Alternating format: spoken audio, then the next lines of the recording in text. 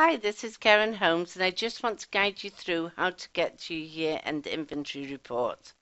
Go to Seller Central, Reports, Fulfillment, click on that, and come over to the left side, and you'll want to select the monthly inventory history. Click on the link See More if you don't see it immediately. From there, it defaults to View Online, but we're going to want to download it. And we're going to want to choose the exact months, and what we're interested in is the year-end inventory for the sake of your taxes. So you want to select from December to December. If it is before the end of the year, this is going to show us no data available. So for the purpose of this video, I'm going to show you 2014's year-end report, and you can run 2015's year-end report in January after December 31st. So you're going to request download, and it'll come up as in progress. It doesn't take long to come up. I've already downloaded it, so I'll show you how it comes up. It comes up in a text file. We want to put it into Excel so that we can data sort it. So you're going to go to Edit, select All to highlight it, and you can do Control-C or right-click and copy, and bring up Excel, and in the top left box, Control-V to paste it. Now you may look at this report and think, well, I have more than one of this item. Don't panic, that is according to the warehouse. In Oak 4, you only have one of the item, but you may have more of the items at other warehouses. Before we sort out and group the items together, we can do this by the FNSKU, the Fulfillment Network Stock Keeping Unit. The X00 number is what I like to call it. Or you can do it by the Merchant SKU, which I tend to do because I have it grouped together like items, different categories. Before you do that, though, you want to get rid of any zeros, any end quantities of zeros.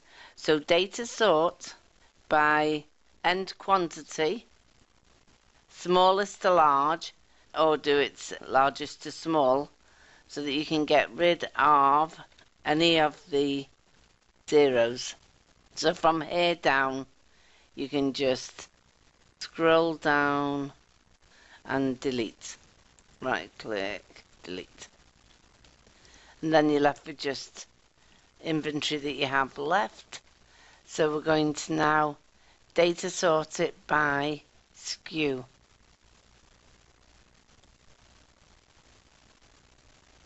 So now we want to work out the cost and the quantity to get the final value of the inventory left. We do not need some of these columns, although I like to keep them rather than delete them, just in case we want to refer to them in the future. So I'm going to highlight these two columns and right click and hide. We don't need to know what warehouse it's at. We know they're all sellable, and we're going to hide that too. So we've got the end quantity, but some of these are grouped together, so we can do we can insert a column for total quantity of the item, and then we could put the cost of the item. So we're going to do the total quantity. This has got 3, 5, 7, 8 of these, so we can do 8. If you have a lot of them, you could just insert.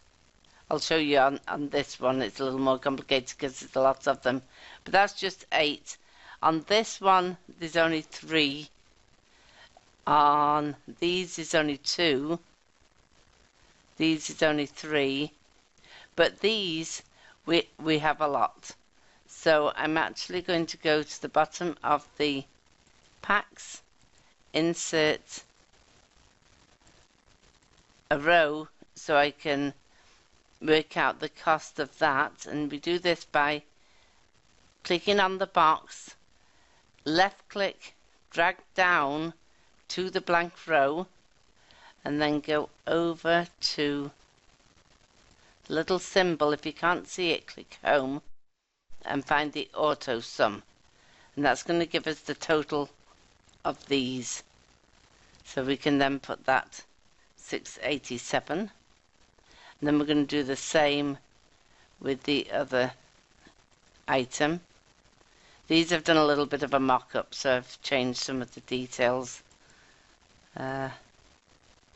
So here we're going to do this one, and we want to work out what the total in all the warehouses is. So we auto sum and 554, and this is just 1, 1, 2. I do it on the last row, 2 of those. Okay, so you get the idea of that. I'm just doing this roughly. And the cost. Now this is where the beauty is of including the cost in the SKU. Otherwise you'd have to refer to your record, whether it's Inventory Lab or wherever you keep a record of your SKUs.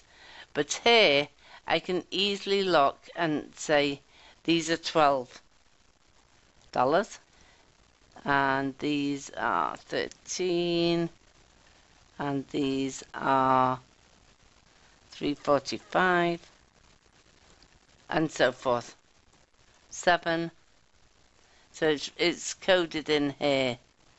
The 009 is 90 cents. So let's go down here. These are 0.90. These are $4, so that's 4.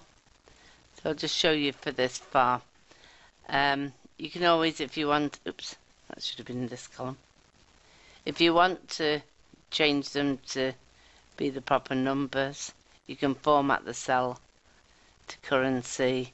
You can have the $sign if you want, or you can have no $sign and the 2 decimal places so that your columns are even. And now we're going to do the year-end total. So we're going to go to this cell, L5, and we're going to times J5, is row 5, J5 by K5 to get to the year-end total of this item. So we're going to do that by doing that equals sum J5 times, which is the asterisk, K5.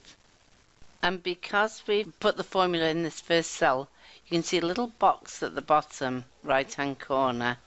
We can put this cross over it and drag that formula all the way down to the last row that we want it, and the formula will copy this column times this column equals this column, so that we have the totals of all the rows.